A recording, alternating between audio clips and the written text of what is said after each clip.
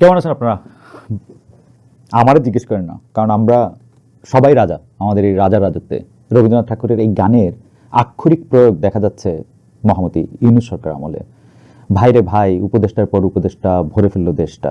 রামকৃষ্ণ বলে গেছিলেন, যত মত তত পথ। 17 কোটি জনগণের 17 কোটি উপদেষ্টা। বাহ, বেশ বেশ। ফেসবুকে ফাহাদ আসমান লিখেছেন, প্রিয়জনকে উপদেষ্টা উপহার দিন, উপদেষ্টা কিনে কেউ দেউলিয়া হয় না। প্রসেনজিৎ কুমার লিখেছেন, নিজের পায়ে নিজে কুড়াল মারা বিষয়ক কোনো উপদেষ্টা লাগলে আমারে খবর দিন। হাহা, এত এত উপদেষ্টা ক্যাবিনেটের গহীন গহ্বরে বসে বসে কত কত ডিম পাড়তেছেন আল্লাহ মালুম। বাইরে থেকে আমরা তো কিছু দেখতে পাচ্ছি না। ডিমের কথা মনে পড়লো, আপনারা কি সেই ডিমওয়ালার গল্প শুনছেন? ওই যে সে এক ঝুড়ি সিদ্ধ ডিম নিয়ে হাটে যায়, ডিমগুলি একটা গামছা দিয়ে ঢাকা, গামছার উপরে একটু ছোট ডিমের পাশে সাধারণ, মানে বড় বলা যাবে না, সাধারণ মাঝারি একটা ডিম রাখা। হাটের লোকজন ডিম কেনার সময় তুলনামূলক বড় ডিমটাই কিনে, ডিমওয়ালা তখন ঝুড়ি থেকে আরেকটা মাঝারি ডিম বের করে উপরে রাখে। এইভাবে তার বিক্রি বাটা বেশ ভালোই চলে। ও বলতে ভুলে গেছি, ওটা সিদ্ধ ডিম আর কি। এর মধ্যে এক লোক এসে ছোট ডিমটাই কিনতে চাইলো। ডিমওয়ালা তখন জবাব দিল, না ভাই, এই ডিম বেচবো না, এটা আমার লক্ষ্মী, এইটা আছে বলে বাকি ডিমগুলি বড় লাগে। আপনারা আবার এই গল্পের সাথে জনাব মোস্তফা সরোয়ার ফারুকীর উপদেষ্টা হওয়ার কোনো সম্পর্ক আনার চেষ্টা করেন না প্লিজ। উনি তো এখানে থার্ড পারসন সিঙ্গুলার নাম্বার, তাই না? জাতি হিসেবে আমরা কিন্তু ফাটাফাটি। ধরেন আমি দেশের সবচেয়ে নামকরা ডাক্তারের কাছ থেকে কোনো অসুখের ওষুধ নিয়ে বাড়ি ফিরলাম। বাসায় আমার খালাতো বোন বা মামাতো বোন বা ফুফাতো ভাই বা চাচাতো বোন বলবে, আরে ডাক্তার কিচ্ছু জানে না, এগুলি রাখতো, তুই আমার কথা শোন, এসব কিচ্ছু লাগবে না, 2টা শুকনা মরিচ, 3টা দারচিনি তেলে মুচমুচা করে ভাইজা গরম পানিতে ঘুটা দিয়ে গিলা ফেল। আমি ধরেন মিনমিন করে বলতে গেলাম, কিন্তু ডাক্তার তো বলছে, আরে রাখতো ডাক্তার, ওরা ডাক্তার নাকি, কষাই কষাই। এরকম করে ক্রিকেট বলেন, ফুটবল বলেন, মাঠে যারা খেলতেছে তারা ছাড়া আমরা বাকিরা সবকিছু জেনে বসে থাকি। কারে কোন পজিশনে খেলানোর দরকার ছিল, মানে খালি বাংলাদেশের না, কিন্তু বিশ্বকাপের সময় বা ইউরো কাপের সময় বা ইউরোপিয়ান ফুটবল লিগ চালানোর সময় আপনি দেখবেন কারে কোন পজিশনে খেলানো দরকার ছিল, কে কোন দৌড়টা কেমনি দিল না, কার বেঞ্চে বসে থাকা দরকার ছিল আর কার থাকা দরকার ছিল মাঠে, এটা আমরা সবচেয়ে ভালো জানি। গাড়ি চালানোর সময় দেখবেন সবাই খালি যে স্টিয়ারিং এ বসে আছে তারের ডিরেকশন দিতেছে, এদিকে যান, সাইডে কাটেন, বামে যাও। তখন যদি বলেন, ভাই আপনি আপনি আপনি আয়সা স্টিয়ারিং এ বসেন, তখন বলবে, আরে আমি তো কনস্ট্রাকটিভ ক্রিটিসিজম করতেছিলাম। আর এই ক্রিটিসিজমের কনস্ট্রাকশন, এইটা এটা এটা এটা আমরা প্রায় শুনি। কনস্ট্রাকটিভ ক্রিটিসিজম মানে মানে মানে ক্রিটিসিজম দিয়ে কোনো কিছু কনস্ট্রাক্ট করা, বা ক্রিটিসিজমের কনস্ট্রাকশন মানে সমালোচনাকে গঠনমূলক হইতে হবে। এইটা ওই আমলেও অনেক বেশি শুনতাম যে আপনারা সমালোচনা করেন কিন্তু গঠনমূলক সমালোচনা করেন। মানে যেটা বলতে চাচ্ছি আর কি, যে মোট কথা, যার যা কাজ তিনি ছাড়া, সে ছাড়া, ও ছাড়া আমরা বাকিরা তো সবচেয়ে ভালো জানি। এই যে ধরেন সরোয়ার ফারুকের উপদেষ্টা হওয়া নিয়ে এত হাউকাউ সোশ্যাল মিডিয়াতে। শেখ হাসিনার আমলে একই পদে ছিলেন আসাদুজ্জামান নূর, তার সময় এইরকম হইচই হয় নাই। তার কি কারণ হইতে পারে আমার একটু বোঝান তো ভাই আপনারা, বা বোঝান তো বোন আপনারা। সাহিত্য, শিল্প, সংস্কৃতি জনাব নূর সাহেবের কনস্টিটিউশন কি বলেন তো প্রিয় বোন বা ভাই? উত্তর হইতে পারে, উনি ছিলেন বাকের ভাই, আর উনি ছিলেন মির্জা, আর উনি সুদর্শন, আর ভালো অভিনয় করতেন অনেক, আর আর তো এশিয়াটিক, আর আর কি লাগবে বলেন তো? নীলফামারী থেকে আসছে এত সুন্দর লোকটা। মানে যখন কেউ বলে কেন ফারুকী, আমার তখন মনে হয় কেন নূর। ধর্ম, সমাজ, সাহিত্য বা রাজনীতির বিষয়ে আমাদের মানসিক পরিপক্কতা বোঝা যায় কোনো কিছুর আনুষ্ঠানিকতা পার হয়ে মূল সত্যে পৌঁছানোর চেষ্টার মধ্যে। আমরা হুজুগ প্রিয় জাতি বাকের ভাইয়ের ফাঁসি বন্ধ করার জন্য মিছিল করি, অথচ আমরাই আবার কারো না কারো ফাঁসির দাবিতে তুলকালাম করি। তিশা একজন অভিনেত্রী, তিনি ফজিলাতুন্নেছার চরিত্রে অভিনয় করছেন বলে সেই মানুষটা হইয়া যান নাই। 2013 সালে শাহবাগ আন্দোলনের বাই প্রোডাক্ট হিসেবে যখন আস্তিক নাস্তিক ভেদাভেদ চরম রূপ নিচ্ছে, সে সময় ফারুকের টেলিভিশন ক্ষতের উপর মলমের কাজ করেছে। আসাদুজ্জামান নূরের আলাপের জের ধরেই বলি, আমরা তার সাথে নাটকের যে চরিত্রগুলি সবচেয়ে বেশি রিলেট করি, বাকের ভাই, ছোট মির্জা, অথবা এইসব দিনরাতের রফিক, এইসব চরিত্রের রচয়িতার নাম হুমায়ুন আহমেদ। 13 নভেম্বর তার 76তম জন্মদিন গেল। জনাব নূর অভিনীত তার লেখা একটা নাটকের কথা বলি। তার আগে ছোট করে বলে রাখি, অনেক সময় আমরা মঞ্চের উপরের মানুষটাকে দেখতে উইংসে থাকা মানুষের কথা ভুলে যাই। যেমন উচিত কথা টিমে আমি ছাড়াও আরো অনেকেই আছেন, যেমন স্ক্রিপ্ট লিখেছেন লুনা রুশদি, ক্যামেরায় আছেন তাহমিদ, প্রযোজনা করছেন আশিস, শাহিন, এক্সিকিউটিভ প্রযোজনায় আছেন রুহিন, আনুবা, শাহিন ভাই আছেন, সবার সাথে আরো আরো আরো আরো বহু লোক আছে। তা এইটা আমরা মাঝে মাঝে ভুলে যাই, কিন্তু এটা তো আসলে মনে রাখা উচিত। যাই হোক, বলছিলাম হুমায়ুন আহমেদ রচিত ছোট গল্প নিম ফুলের কথা। পরে গল্পটা নিয়ে একটা নাটক হয়েছিল, যেখানে আসাদুজ্জামান নূর অভিনয় করেন। গ্রামে এক ডাকাত ধরা পড়েছে, তার ছেলে সহ, তাকে বেঁধে রাখা হয়েছে, তার শাস্তি ঠিক করা হয়েছে খেজুর কাটা দিয়ে চোখ তুলে ফেলা। সারা গ্রামে এই নিয়ে হইচই যেন উৎসব, বিশাল হাড়িতে রান্না হচ্ছে, মান্যগণ্যরা এসেছেন চেয়ারম্যানের বাড়িতে ডাকাতের উচিত শাস্তির ব্যবস্থা করতে। একটা অন্যায়ের সাজা নিজের হাতে তুলে নিতে গিয়ে আমাদের পরিচিত মানুষেরাই কতটা নৃশংস হয়ে উঠতে পারে তার বর্ণনা আছে এই গল্পে। শেষ পর্যন্ত অসহায় সেই ডাকাতকে ওই নির্মমতার হাত থেকে রক্ষা করে এক মমতাময় কিশোরী। হুমায়ুন আহমেদ বারে বারে আস্থা আনতে চেয়েছেন মানবিকতা, ভালোবাসা, সহমর্মিতার প্রতি। কয়েক সপ্তাহ আগে অসহায় তোফাজ্জলে করুণ মৃত্যুর বিবরণ দেখতে দেখতে, কিংবা কখনো পকেটমার, কখনো গরুচোর, কখনো ডাকাত, কখনো শিশু অপহরণকারী সন্দেহে গণপিটুনিতে অহরহ যে মানুষের মৃত্যুর খবর পড়ি, তখন মনে হয় যে এই যে আমরা এত কিছু পড়ি, এত কিছু দেখি, তাকে শুধু দুই মলাটে আর টিভি স্ক্রিনে বন্দি রাখার জন্য আমাদের আচরণে কেন তার ছায়া পড়ে না? মানে এই যে আমাদের মনে হয় একজন মানুষ হয়ে আরেকজনের উপরে হাত তোলার অধিকার আমাদের আছে, এটা কেন মনে হয়? ওই আরেকজন যত খারাপ লোক হোক, যত বিরাট অপরাধ করুক, আমরা কেন আরেকজনের গায়ে হাত তুলবো? আর সে হাত তোলা আবার এমন পর্যায়ে যে তাকে মেরেই ফেলবো। এই কাজগুলি যারা করছে তারা মঙ্গল গ্রহ থেকে এসে এসব করছে না, আমাদের মতোই দেখতে তারা, আমার আপনার মতো। এমনকি আমি বা আপনিও হতে পারি সেরকম পরিস্থিতিতে মবের অংশ হলে, বা আমরাও অংশ নিতে পারি সেই মবের হয়ে। আমরাই তো অংশ নেই, তাই না? আমরাই মরি, আমরাই মারি। কে যেন বলছিল আমাদের সবার মধ্যে একটা করে হাসিনা লুকিয়ে আছে। খুব কি ভুল বলেছে? আমরা সারা দুনিয়াকে আয়না ভাবতে চাই, যেখানে শুধু নিজের চেহারা দেখা যাবে, নিজের থেকে অন্যরকম, নিজের মতের সাথে অমিলের কোনো কিছুই আমরা দেখতে পারি না, শুনতে পারি না। তালাল আসাদ একবার টলারেন্সের কথা বলতে গিয়ে বলছিলেন যে কথার সাথে, যে মতবাদের সাথে আমরা সহমত, সেটা শুনতে চাওয়ার মধ্যে কোনো টলারেন্স নাই। বরং আমাদের সহ্য শক্তি তখন পরীক্ষিত হয় যখন ভিন্ন মতের মানুষের কথাও আমরা শুনি। একটা গণতান্ত্রিক দেশে আরেকজনের সহ্য করার মতন মানসিক জোর আমাদের অর্জন করা লাগবে। কবি জসিমউদ্দিনের তারাবি কবিতাটা মনে আছে তো? গৈজুদ্দিন গরু ছেড়ে দিয়ে খাওয়ায়েছে মোর ধান, ইচ্ছা করিতে থাপ্পড় মারি ধরি তার দুটো কান, তবু তার পাশে বসিয়া নামাজ পড়িতে আজিকে হবে, আল্লাহর ঘরে ছোটখাটো কথা কে বা মনে রাখে কবে।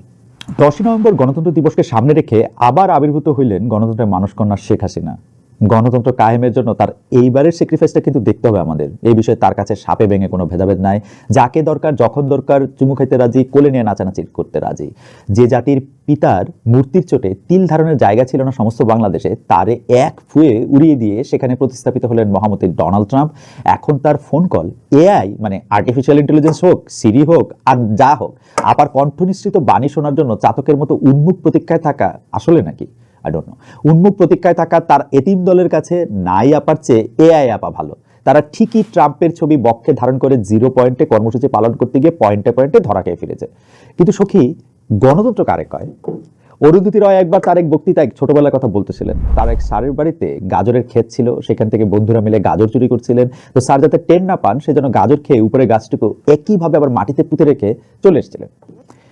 এরপরেও কয়েকদিন তাদের সে স্যার গাজরের খেতে পানি দিয়ে গেছেন, কিছুতেই বুঝতে পারছিলেন না গাছগুলি মারা যাচ্ছে কেন। এই ঘটনা বলতে বলতে তিনি বলছিলেন, মাঝে মাঝে আমার মনে হয় এরকমই কিছু একটা হচ্ছে এখন, যে সমস্ত প্রতিষ্ঠানগুলো সম্মিলিতভাবে গণতন্ত্র কায়েম করার কথা, সংবাদ মাধ্যম, আদালত, সংসদ সবকিছু ফাঁপা করে ফেলা হয়েছে ভেতর থেকে। আমরা তবুও ভোট দিয়ে যাই, আশা করে যাই, কিন্তু আরো বেশি করে আশা হতে হতে থাকি। তার listening to grasshoppers field notes on democracy বইতে তিনি লিখেছিলেন, মৃত্যুর পরেও জীবন রয়েছে কিনা, এই তর্কের সাথে কি আমরা আরেকটা তর্ক যোগ করতে পারি? গণতন্ত্রের পরেও কি রয়েছে আরেকটা জীবন? কিরকম জীবন হবে সেটা? মানে গণতন্ত্র বলতে আমি গণতান্ত্রিক আদর্শ বোঝাচ্ছি না, বলছি আর ব্যবহারিক মডেল নিয়ে। তবে ব্যবহারিক মডেল নিয়ে কথা বলার আগে আমি একটু অন্য কথা বলি। আপনারা কি খেয়াল করেছেন যে গণতন্ত্র একটা আত্মঘাতী ব্যবস্থা? মানে আত্মঘাতী ব্যবস্থা আমি কেন বলতেছি আপনি দেখেন। আমি গণতন্ত্র চাচ্ছি মানে কিন্তু আমি স্বীকার করে নিচ্ছি যে আমি আর 10 জন মানুষের মতোই মানুষ হব। আমাকে লাইনে দাঁড়িয়ে এই রেশনটা সংগ্রহ করতে হবে, অথবা সিনেমার টিকিট। আমাকে খেলার মাঠে ঢুকতে হলে লাইন অনুসরণ করতে হবে, আমাকে চাকরি পেতে হলে 2 লাখ লোকের সঙ্গে প্রতিযোগিতা করতে হবে। আমি কোনো স্পেশাল লোক না, আমার বাড়ি আগে গোপালগঞ্জ এখন চট্টগ্রাম, ঘটনাটা এরকম না। আসলে গণতন্ত্র মানলে আমাদের তো মানতে হবে আমি সংখ্যার সবচেয়ে বেশি বলে আমার কথা সব মানুষ শুনবে, ব্যাপারটা এরকম না। আমরা গণতন্ত্র মানলে আমাদের মানতে হবে যে আমরা যারা গণ আছি, উনি প্রধানমন্ত্রী হোক, ডক্টর মোহাম্মদ ইউনূস হোক, বা যেই হোক, তিনি আর আমি জনাব আব্দুল কুদ্দুস, সবার অধিকার সমান। এটাই হচ্ছে গণতন্ত্র। ব্যবহারিক মডেলের কথা বলতেছিলাম। এখন আসল প্রশ্নটা হচ্ছে, এই গণতন্ত্রটা মেনে নেওয়ার অবস্থায় আমরা আছি? আমরা তো আসলে গণতন্ত্র চাই আমাদের সুবিধার জন্য। আমরা গণতন্ত্র চাই আমাদের যারা প্রতিপক্ষ আছে তাদেরকে আরেকটু খারাপ পজিশনে দেখতে পারার জন্য। মানে গণতন্ত্র মানে আমাদের কাছে আমরা যে বেশি সমান। অরওয়েল বলছিল না, somebody is more equal। আমরা গণতন্ত্রের ক্ষেত্রে আমরা নিজেরাই দেখি যে আমরা মোর ইকুয়াল। এইটা যতদিন পর্যন্ত আমরা দেখবো ততদিন গণতন্ত্রকে আসা সম্ভব? আমরা যতক্ষণ পর্যন্ত উই আর দে করতে থাকবো ততক্ষণ পর্যন্ত গণতন্ত্র আসা সম্ভব? এখন আসল প্রশ্নটার মধ্যে আসেন যে গণতন্ত্রের কি অবস্থা আমরা করেছি, কিসে পরিণত করেছি, গণতন্ত্রের ব্যবহার ফুরানোর পর কি হবে যখন এর ভেতরটা ঝাঁঝরা হতে হতে অর্থহীন হয়ে পড়বে আর এর সমস্ত সংগঠনগুলি রূপ বদলে ভয়ঙ্কর হয়ে পড়বে? কি পরিণাম ডেকে আনবে গণতন্ত্র আর মুক্ত বাজারের দ্রবণে রূপান্তরিত হওয়া এই লুটেরা অবয়ব যার কেন্দ্রে রয়েছে সর্বোচ্চ মুনাফা আদায়ের ধারণা? এই প্রক্রিয়া কি উল্টে দেওয়া সম্ভব, আবার আগের মতন হওয়া সম্ভব? বলছিলেন অরুন্ধতী রায়। আমি ব্যাপারটাকে দেখি, দেখেন, আমি যদি গণতন্ত্রে বিশ্বাস করি তাইলে আমার যে ভাই আজকে কোনো অপরাধ করে থানায় ধরা পড়লো তাকে ছেড়ে দেওয়ার জন্য, তার উপর যাতে কোনো আইনি প্রভাব না আসে, মানে সেইটার জন্য আমি একটা এমপি সাহেবকে ফোন করে বলবো যে আপনি ফোন করেন, তাকে ছেড়ে দিতে বলেন। বিকজ আমি বিএনপি করি, আওয়ামী লীগ করি, জামায়াত করি, জাতীয় পার্টি করি, অথবা বৈষম্য বিরোধী ছাত্র আন্দোলন করি। আপনার মনে রাখতে হবে যখন এটার মধ্যে গণতন্ত্র আসবে তখন কিন্তু এইটা আর সম্ভব হবে না। আমরা যদি গণতন্ত্র বলতে বুঝি আমার ক্ষমতা, মানে আমার বাড়ি এখন চট্টগ্রাম, সেই জন্য আমার ক্ষমতা গোপালগঞ্জবাসীর থেকে বেশি হবে। বগুড়ায় কোনো স্টেডিয়াম থাকবে না, এইটাকে যদি আমরা গণতন্ত্র মনে করি, আপনারা কিন্তু মানে আবারও একই চক্করে পড়তে যাচ্ছে। কিছুদিন আগে মানে সাংবাদিক মনোজ দে তার ফেসবুক স্ট্যাটাসে দুঃখ করে বলেছিলেন, উপমহাদেশের রাষ্ট্র শাসন কাঠামোতে ন্যায়বোধ নাই, যা আছে সেটা হলো জবরদস্তি, এখানে নাগরিক নাই, আছে ধর্ম রাজনীতিতে বিশ্বাসী গোত্র সমাজ। আজকে তারিখ 15 নভেম্বর 2024, হাসিনা পালানোর 100 দিন। মাত্র একদিন আগে মারা গেলেন আব্দুল্লাহ, তিনি গুলি খেয়েছিলেন মাথায় 5 আগস্ট। 100 দিন আগের ক্ষত আমরা এখনো বহন করে চলেছে। হাসপাতালে চিকিৎসাধীন আছেন বহু মানুষ, দিনে দিনে তাদের প্রতি সরকারের অমনোযোগের ক্ষতটাও বাড়ছে। শহীদ সৈকতের বড় বোন সাবরিনা শ্রাবন্তী কিছুদিন আগে ফেসবুক স্ট্যাটাস দিয়েছেন, যেই দিনই প্রখর রোদ ওঠে আম্মু আমারে মনে করায় দেয় ভাইয়ের রক্তমাখা কাপড়গুলি রোদে দিতে হবে।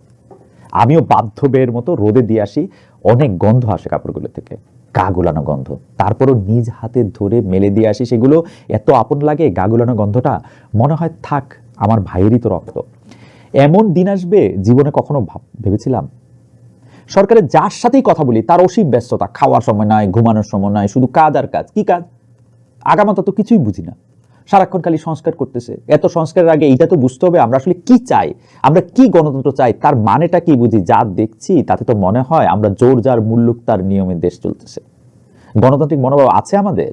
সবসময় তককে তকে থাকি কোন রাস্তায় পাশের লোকটারে ঠকায় নিজের কাজ হাসিল করতে পারি। আমাদের জাতীয় ফল যে কাঁঠাল, সেটা তো আর এমনি এমনি না। অন্যের মাথায় কাঁঠাল ভাঙার কাজটা ভালোই শেখা আছে আমাদের।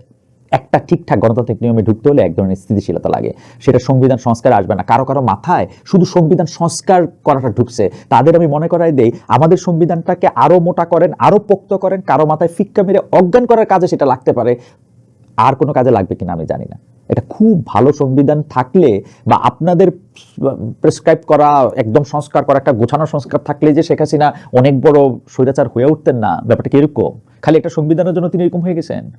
প্রায়োরিটি বুঝতে শিখেন হে উপদেষ্টা কুল। আর কত পুতুল নাচ নাচবেন? এই যে সেনাবাহিনীকে নির্বাহী ম্যাজিস্ট্রেটে ক্ষমতা দেওয়া হলো, কি লাভ হলো তাতে?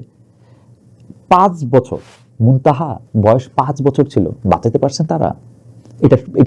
এটা সুরাহা করতে পারছেন? ডেফোডিল বিশ্ববিদ্যালয়ের পাশে হাত কাটা মাথা কাটা যে তরুণীর লাশ পাওয়া গেছে, এরকম নৃশংসই কি ছিলাম আমরা? প্রথমে সবার ধারণা ছিল লাশটা হয়তো কোনো ছাত্রীর, পরে যখন জানা গেল একজন গার্মেন্ট কর্মীর লাশ, তখন আমাদের হাহাকার থেমে গেল।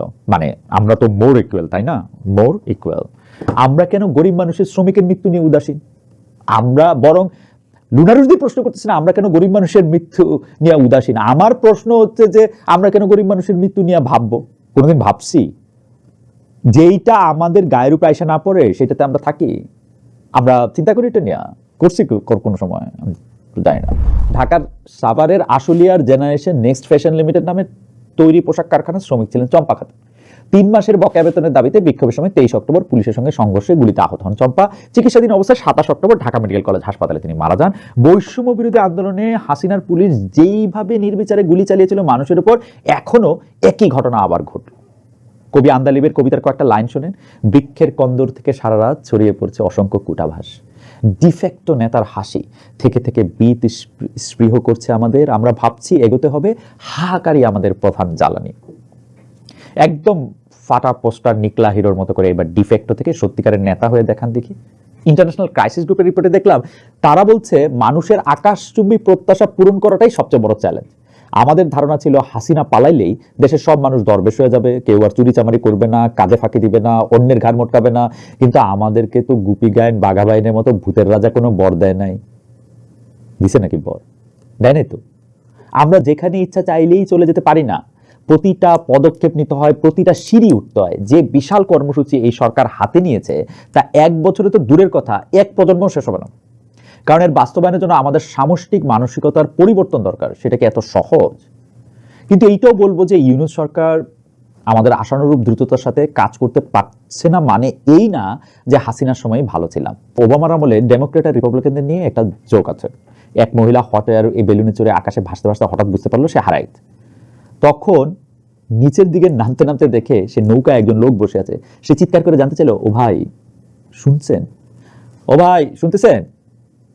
আমি তো আমার দোস্তে বলছিলাম 1 ঘন্টার মধ্যে দেখা করব, কিন্তু এখন তো বুঝতেই পারছি না যে আমি কই আছি।